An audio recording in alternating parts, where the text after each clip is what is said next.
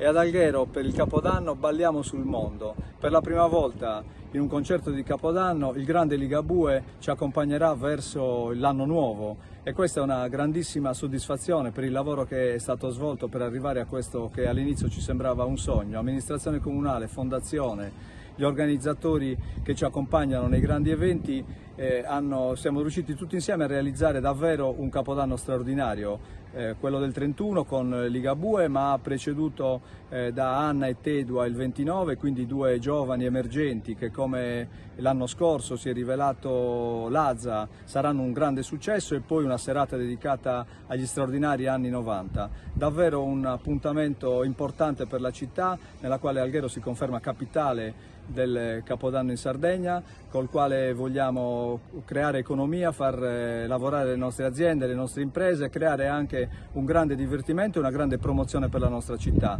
Davvero una grandissima soddisfazione per un Capodanno che si annuncia straordinario.